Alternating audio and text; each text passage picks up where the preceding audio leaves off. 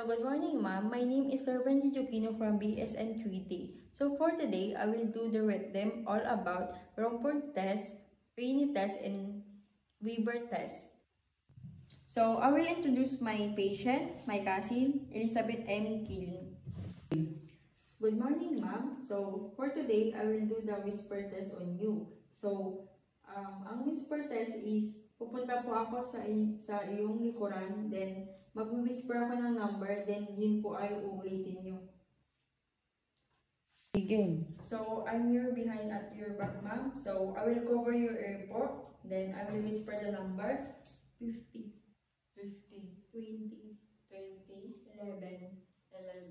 4, 21.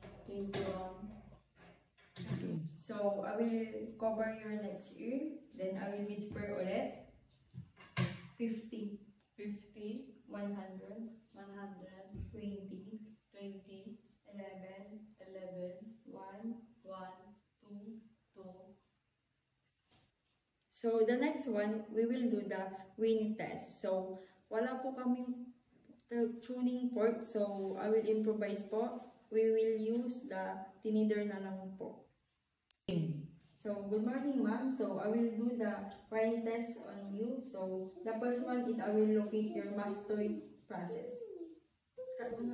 So this is the mastoid process.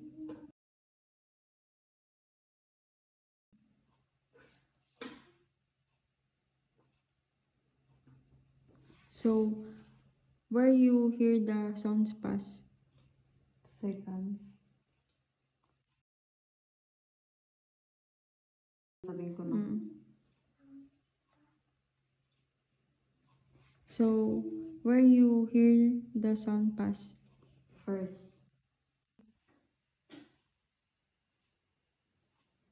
In the middle. So the next one, I will do the Romford test. No swing or loss of balance with eyes open or closed. Abnormal swing or loss of balance with eyes open or closed. Significant cerebral dysfunction, possible lesion in cerebellum or spinal cord. So I will perform the procedure na po. So ma'am, please close your eyes. Then I will put my hand here. Then, I will check if nag-sway pa siya or steady ang kanyang body. So, wala pong pag-sway or or steady naman po siya. So, it's normal po.